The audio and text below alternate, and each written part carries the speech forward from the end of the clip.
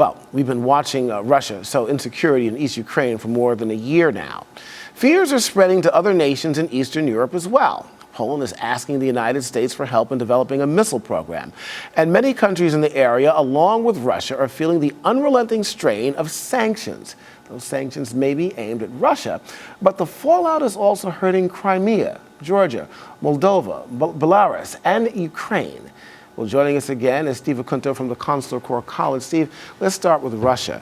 We're starting to see some strikes over there, and I'm really thinking now, Steve, tell me if I'm wrong, that Putin might be starting to feel the pinch. The economic woes of these sanctions are starting to hit home, and maybe that may cause him to change his tune. I'm just saying. You know, it's a jab. It's a jab. It's a pinch. Use the word you want. It's not a knockout punch by miles. Really? You know, because, you know, last week a very telling comment was made by one of his ministers. Was asked, is the economic difficulty in the country, was it worth invading Crimea? Was it worth inspiring an upsetment in Ukraine? And the minister said with no hesitation, yes, it was. And I believe that that's the sentiment in Russia. So I believe that he is leading in this Cold War a-go-go that he's waging.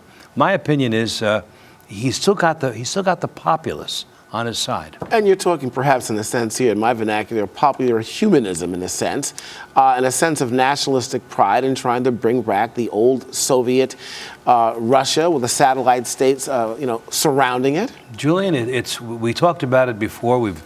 We've emphasized that there is a sense, in my view, of manifest destiny that he touches. That the Russian populace who grew up with the USSR, they're a little bit out of it now, but that's been there for so long. It was the apex of their importance in the world. Mm-hmm. Recovering that is a mission worth sacrificing. Okay, so that explains Russian aggression over there, and I think it explains it pretty well. Yeah, to an extent it does. All right, so despite the ceasefire, skirmishes around Donetsk and eastern Ukraine continue. I guess the question is, where will they lead? I don't think anywhere. I think those are the wages of a tit-for-tat Cold War activity.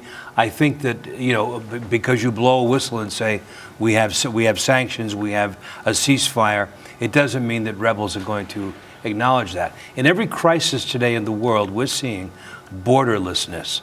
And the interviewee just before me, the gentleman from the Foreign Policy Association, made a very good point about the 30 Years' War and its effect. Mm-hmm. In all of these conflicts, the borders and the conflicting parties do not necessarily wear uniforms. And that's what's happening. There are insurgents, rebels inspired in the East, and you don't blow a whistle and say, okay, we've called a ceasefire, stop being a rebel. All right, well, look, we talked about jabs, punches, undercuts, maybe rope-a-dope, a cut over the eye, but it's not a knockout punch, to say the least. But, well... Yeah, that's good analogy. Well, thank you for that. Here's the deal. You've got other countries now, as we mentioned, that are getting hurt by these sanctions, Poland to be one. Yes.